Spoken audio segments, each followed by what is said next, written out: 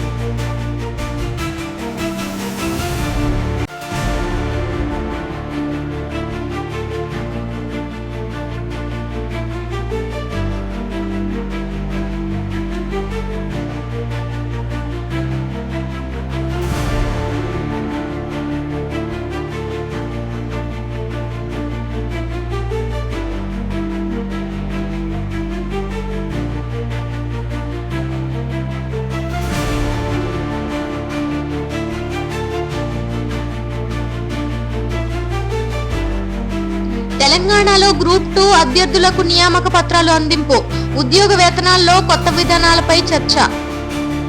తెలంగాణలో గ్రూప్ 2 ఎంపిక పరీక్షలో విజయవంతమైన అభ్యర్థులకు నియామక పత్రాలు అందించడం ప్రారంభమైంది. ఈ సందర్భంగా ఉద్యోగ వేతనాల్లో కొత్త విధానాలు కూడా చేర్చబడుతున్నాయి. తెలంగాణ ప్రభుత్వం ఇటీవల గ్రూప్ 2 సర్వీస్ ఎంపికల ఫలితాలు ప్రకటించింది. విజయవంతమైన అభ్యర్థులు నియామక పత్రాలను పొందడానికి రాష్ట్ర కేబినెట్ ఆదేశాలను అనుసరిస్తున్నారు. ఇటువంటి నియామక పత్రాల ద్వారా భవిష్యత్తు ఉద్యోగావకాశాలు, వేతన విధానం స్పష్టత పొందుతారు. అభ్యర్థులు, వారి కుటుంబాలు నియామక పత్రాలను అందుకోవడంపై సంతృప్తి వ్యక్తం చేస్తున్నారు. ఒక అభ్యర్థి మాట్లాడుతూ, వేల రోజుల కృషి ఫలితంగా నియామక పత్రం అందింది. ఇది మా భవిష్యత్తును నిర్ణయిస్తుంది అని అన్నారు. రాష్ట్ర ప్రభుత్వం ఉద్యోగ వేతనాల కోసం కొత్త విధానాలు సిద్ధం చేస్తున్నట్లు ప్రకటించింది. వేతనాల్లో పారదర్శకత, సమగ్రత మరియు విభాగాల ప్రకారం సరిచేయడం లక్ష్యం. సంచలనాత్మక మార్పులు, వేతనాలు విభాగాల ప్రకారం సమన్వయం, గ్రూప్ 2 ఉద్యోగులకు ప్రోత్సాహక ఫలితాలు, భవిష్యత్తులో పెరుగుదలకు స్పష్ట మార్గదర్శకాలు. ముఖ్యమంత్రి రేవంత్ రెడ్డి ఉద్యోగ నియామక పత్రాల్లో పంపిణీ సందర్భంగా మాట్లాడుతూ, ఈ కొత్త విధానాలు అభ్యర్థుల భవిష్యత్తుకు ప్రయోజనకరంగా ఉంటాయి. వేతనాల్లో సమగ్రత, నిశ్చితత్వంను నెరవేర్చడమే మా లక్ష్యం అని తెలిపారు. రాష్ట్రం అన్ని అభ్యర్థులకు నియామక పత్రాల వివరాలు అందిస్తోంది. వీటిలో ఉద్యోగ విభాగం, వేతన విధానం, ప్రోత్సాహకాలు, భవిష్యత్తులో పెరుగుదల వివరాలు. అభ్యర్థులు ఈ సమాచారం ద్వారా తాము పొందిన హక్కులు, బాధ్యతలు, వేతన వివరాలు తెలుసుకోవచ్చు. రాజకీయ విశ్లేషకులు చెబుతున్నారు, గ్రూప్ 2 నియామక పత్రాల పంపిణీ రాష్ట్ర ప్రభుత్వ సమర్థతను చూపిస్తోంది. ఉద్యోగుల భవిష్యత్తులో స్పష్టత ఉంటే మరిన్ని ప్రభావితమైన ప్రభుత్వ ఉద్యోగాల్లో చేరడానికి ప్రేరణ పొందుతారు. పార్టీ నేతలు కూడా అభ్యర్థులను అభినందించారు. ప్రభుత్వం గ్రూప్ 2 ఉద్యోగుల వేతన విధానాన్ని సమీక్షించి అవసరమైతే మార్పులు చేయడానికి సిద్ధంగా ఉంది. ఇది ఉద్యోగుల ఆర్థిక భద్రతకు మరియు రాష్ట్ర ప్రతిభా వృద్ధికి తోడ్పడుతుంది. మొత్తానికి తెలంగాణలో గ్రూప్ 2 అభ్యర్థులకు నియామక పత్రాల పంపిణీ ప్రారంభమైంది. ఉద్యోగ వేతనాల్లో కొత్త విధానాలు కూడా చర్చలో ఉన్నాయి. రాష్ట్రం, ప్రభుత్వం, అభ్యర్థులు కలిసి దీన్ని సమగ్రంగా అమలు చేస్తే ఉద్యోగ మార్గం మరింత సమర్థవంతంగా పనిచేయగలదు.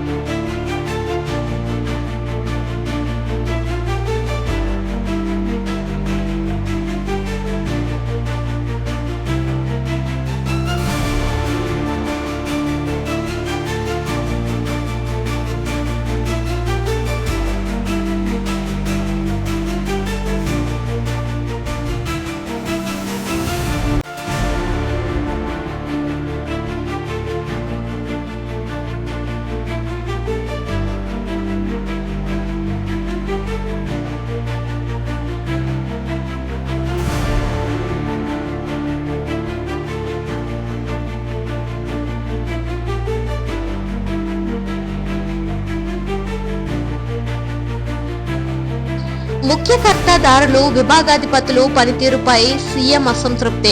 అభివృద్ధి సంక్షేమ పథకాల్లో నిజ ఫలితాలు లేవని స్పష్టం. తెలంగాణ సీఎం ప్రధాన కార్యదర్శులు, విభాగాధిపతులు పనితీరుపై అసంతృప్తి వ్యక్తం చేశారు. అభివృద్ధి మరియు సంక్షేమ పథకాల అమలులో నిర్లక్ష్యం, ఫలితాల లోపం కనబడుతున్నట్లు సీఎం స్పష్టం చేశారు. రాష్ట్రంలో ఎన్నో అభివృద్ధి మరియు సంక్షేమ పథకాలు కొనసాగుతున్నాయి. కానీ ముఖ్య అధికారులు పనితీరు, విభాగాధిపతుల సమగ్రత తగినంతగా లేకపోవడం వల్ల ప్రజలకు ఫలితాలు సమయానికి అందడం లేదు. సీఎం ఈ అంశంపై సమావేశాలు నిర్వహించి సంబంధిత అధికారులకు చట్ట సూచనలు, మార్గదర్శకాలు అందించారు. కొన్ని పథకాల అమలులో నిర్లక్ష్యం, సమయానికి ప్రజలకు సేవలు అందించకపోవడం, అధికారులు తమ బాధ్యతను సమగ్రంగా నిర్వహించకపోవడం, ఇలా వ్యవహరిస్తే రాష్ట్ర అభివృద్ధి, సంక్షేమ లక్ష్యాలు దెబ్బతింటాయని సీఎం చెప్పారు. సీఎం ముఖ్య అధికారులు, విభాగాధిపతులు పనితీరు పునర్సమీక్ష చేయాలని ఆదేశించారు. అలాగే అమలులో లాజికల్, ఫలిత ప్రాథమిక విధానాలు కొనసాగించాలని స్పష్టం చేశారు. వీటిలో పథకాల అమలుపై నిరంతర సమీక్ష, ఫలితాలపై సమగ్ర రిపోర్టులు, అధికారులు సమయానికి ఫలితాలు అందించాల్సిన బాధ్యత. ముఖ్య అధికారులు, విభాగాధిపతులు సమావేశంలో పాల్గొని ప్రజలకు సేవలు సమయానికి అందించడంలో తగిన చర్యలు తీసుకుంటాం. అభివృద్ధి, సంక్షేమ పథకాలు అమలు కోసం పూర్తిగా కృషి చేస్తామని చెప్పారు. రాజకీయ విశ్లేషకులు చెబుతున్నారు, సీఎం అసంతృప్తి వ్యక్తం చేయడం ఒక ప్రభుత్వ పరిపాలనలో పారదర్శకత సంకేతం. ఇది అధికారులను కృషి చేయడానికి ప్రేరణిస్తోంది. ప్రజలు కూడా చెబుతున్నారు, పథకాల ఫలితాలు సమయానికి అందడం ముఖ్యం. సీఎం సూచనలు ఉపయోగకరంగా ఉంటాయని భావిస్తున్నారు. రాష్ట్ర ప్రభుత్వం పథకాల అమలుపై నిరంతర సమీక్ష వ్యవస్థ ఏర్పాటు చేయనుంది. అధికారులు ఫలితాలను సమయానికి, పారదర్శకంగా అందించడంపై ప్రత్యేక శ్రద్ధ వహిస్తున్నారు. మొత్తానికి తెలంగాణలో సీఎం అసంతృప్తి ప్రకటన ఒక హెచ్చరికగా ఉంది. ముఖ్య అధికారులు, విభాగాధిపతులు సమగ్రతతో పనిచేస్తే అభివృద్ధి, సంక్షేమ లక్ష్యాలు విజయవంతం అవుతాయి.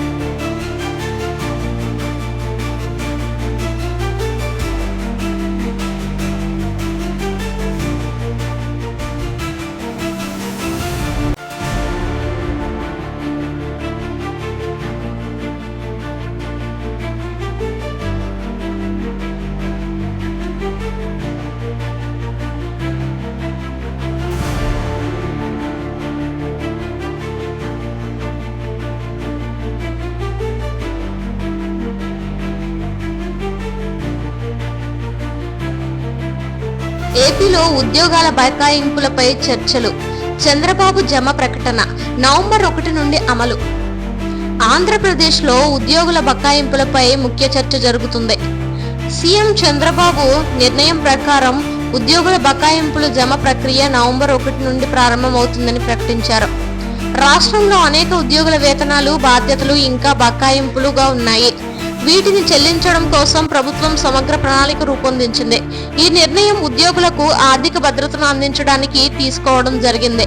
సీఎం చంద్రబాబు సమావేశంలో తెలిపారు, వేతనాలు, బకాయింపులు నవంబర్ 1 నుండి జమ చేస్తాం.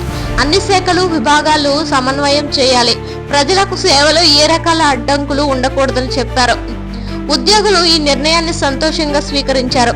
వీరి అభిప్రాయం, మా జీవనోపాధికి ముఖ్యమైన నిర్ణయం. నవంబర్ 1 నుంచి జమా ప్రక్రియ ప్రారంభం కావడం వల్ల తక్షణమే సాంత్వన కలిగింది అని అన్నారు. ప్రభుత్వం విధించింది అన్ని శాఖల బకాయింపులను సమీక్షించడం, జమా ప్రక్రియను సంక్షిప్త సమయ రేఖ నిర్ణయించడం, ఉద్యోగులకు వేతన వివరాలు, జమా సంయుక్తిపై సమాచారం అందించడం, అలాగే ప్రభుత్వం బకాయింపులను సమయానికి పూర్తి చేయడానికి అన్ని అధికారిక బాధ్యతను విధించింది. రాజకీయ విశ్లేషకులు చెబుతున్నారు, బకాయింపులపై ప్రభుత్వం స్పష్టమైన నిర్ణయం తీసుకోవడం ఉద్యోగుల్లో నమ్మకాన్ని పెంచుతోంది. ఇది రాష్ట్ర పరిపాలనలో సానుకూల సాంకేతిక అని చెప్పారు. ప్రభుత్వం ఉద్యోగుల బకాయింపులపై నిరంతర సమీక్ష కొనసాగిస్తోందని ప్రకటించింది. అలాగే భవిష్యత్తులో ఉద్యోగుల వేతనాల నిల్వ సమస్యలు ఏర్పడకుండా సాంకేతిక మార్గాలు వినియోగిస్తారు. మొత్తానికి ఏపీలో ఉద్యోగుల బకాయింపుల సమస్యకు ప్రభుత్వం తక్షణ చర్యలు తీసుకోవడం ప్రారంభించింది. నవంబర్ 1 నుంచి జమా ప్రక్రియ ప్రారంభం అవుతుంది. ఉద్యోగులు, ప్రభుత్వం సమన్వయం చేస్తే రాష్ట్రంలో ఉద్యోగ వ్యవస్థ మరింత సమర్థవంతంగా పనిచేయగలదు.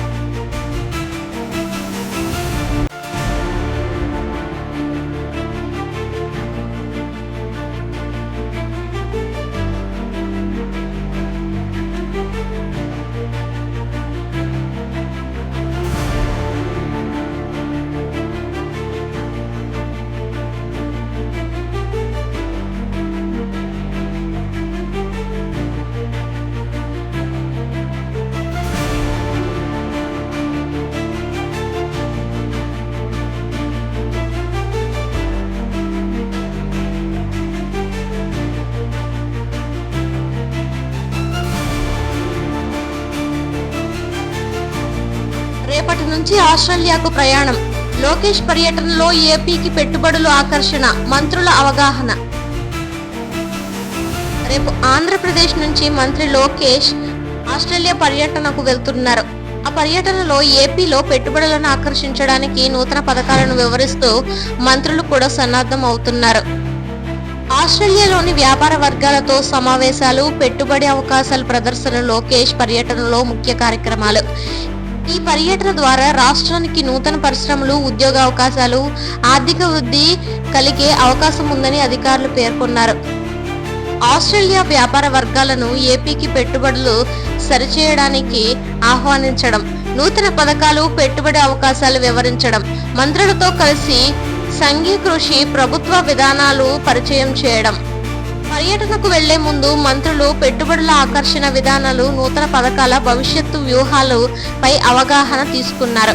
సభలో మాట్లాడుతూ రాష్ట్రానికి పెట్టుబడులు రావడం ద్వారా ఉద్యోగ అవకాశాలు పెరుగుతాయి, ఆర్థిక వృద్ధికి ఇది తోడ్పడుతుందని చెప్పారు. పర్యటనలో వ్యవసాయం, పరిశ్రమ, సాంకేతిక రంగాల పెట్టుబడులపై ప్రధానంగా దృష్టి పెట్టనున్నారు. స్థానిక పరిశ్రమలో కొత్త ఉద్యోగాలు, ట్రైనింగ్, నూతన సాంకేతిక పరిష్కారాలు వచ్చే అవకాశం ఉంది. ఏపీ ప్రభుత్వం అధికారిక ప్రకటనలో తెలిపింది, మంత్రుల సమన్వయం, ముఖ్యమంత్రి పర్యటన ద్వారా రాష్ట్రానికి పెట్టుబడులు, ఉద్యోగాలు, ఆర్థిక వృద్ధి చేర్చడం లక్ష్యం. రాష్ట్ర ప్రగతికి ఇది ముఖ్యమైన కార్యక్రమం అని అన్నారు. రాజకీయ విశ్లేషకులు చెబుతున్నారు, పెట్టుబడుల పర్యటనలు రాష్ట్రానికి అంతర్జాతీయ గుర్తింపు కలిగిస్తాయి. ఇది రాజకీయ, ఆర్థిక పరంగా సానుకూలమైన సంకేతం అని చెప్పారు. ప్రజలు కూడా ఆశాభావంతో ఈ పర్యటనను గమనిస్తున్నారు. వారిలో కొందరు చెబుతున్నారు, నూతన పరిశ్రమలు, ఉద్యోగాలు రాకపోతే యువతకు ఇబ్బంది. ఈ పర్యటన వలన సమస్యలు తగ్గుతాయని ఆశిస్తున్నామని అన్నారు. పర్యటన అనంతరం రాష్ట్రం, ఆస్ట్రేలియా మధ్య పెట్టుబడులు, వాణిజ్య సంబంధాలు బలపడతాయి. ఇది ఏపీ ఆర్థిక అభివృద్ధికి, ఉద్యోగ సృష్టికి, నూతన వ్యూహాలకు దోహదం చేస్తుంది. మొత్తంగా రేపటి నుండి ప్రారంభమయ్యే లోకేష్ ఆస్ట్రేలియా పర్యటన ఏపీ పెట్టుబడుల ఆకర్షణ, కొత్త అవకాశాలు, విస్తరణ కోసం కీలకమని చెప్పవచ్చు. మంత్రుల అవగాహన, సమగ్ర ప్రణాళిక రాష్ట్ర అభివృద్ధికి దోహదం చేస్తాయి.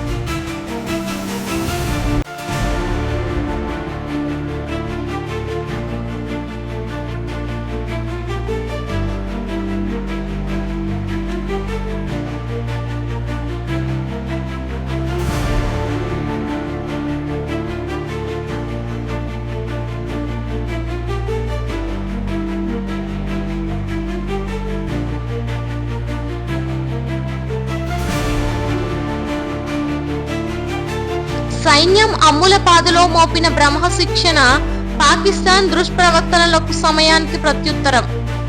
భారత్ సైన్యం అమ్ముల పాదులో బ్రహ్మో శిక్షణలు విజయవంతంగా పూర్తి చేసుకుంది. పాకిస్తాన్ దుష్ప్రవర్తనలకు తక్షణ ప్రత్యుత్తరం ఇవ్వడానికి ఈ శిక్షణలు కీలకంగా ఉన్నాయని రాజ్నాథ్ తెలిపారు. భారత సైన్యం సరిహద్దు ప్రాంతంలో భద్రత పెంచడానికి అత్యాధునిక శిక్షణ కార్యక్రమాలు నిర్వహిస్తోంది. ఈ శిక్షణలో సైనికులు తక్కువ సమయంలో ప్రాణాంతక పరిస్థితులను ఎదుర్కోవడం, సాంకేతిక పద్ధతులు ఉపయోగించడం నేర్చుకుంటారు. రాజ్నాథ్ మాట్లాడుతూ సైనికులు పాకిస్తాన్ దుష్ప్రవర్తనకు తక్షణ ప్రతిస్పందన ఇవ్వగల స్థాయిలో శిక్షణ పొందారు. దేశ భద్రతను దృఢంగా రక్షించడం మా ప్రధాన బాధ్యత అని చెప్పారు. ఈ శిక్షణలో ముఖ్యంగా సరిహద్దుల్లో నిరంతర పర్యవేక్షణ, అత్యాధునిక ఆయుధాల వినియోగం, అత్యవసర పరిస్థితుల్లో తక్షణ ప్రతిస్పందన, సైనిక సమన్వయం మరియు వ్యూహాత్మక ప్రణాళికలు. శిక్షణలో పాల్గొన్న సైనికులు మాట్లాడుతూ ఈ శిక్షణ ద్వారా మాకు తక్షణ ప్రతిస్పందన, స్థిరమైన తాత్కాలిక వ్యూహాలు నేర్పడ్డాయి. ఇది దేశ భద్రతలో ముఖ్యమని భావిస్తున్నామని అన్నారు. రాజ్య భద్రతా వర్గాలు చెబుతున్నాయి, సరిహద్దుల్లో శిక్షణ పొందిన సైనికులు పాకిస్తాన్ నుండి వచ్చే ప్రతికూల చర్యలకు సమయానికి ప్రతిస్పందిస్తారు. ఇది దేశ భద్రతను మరింత దృఢం చేస్తుందని అన్నారు.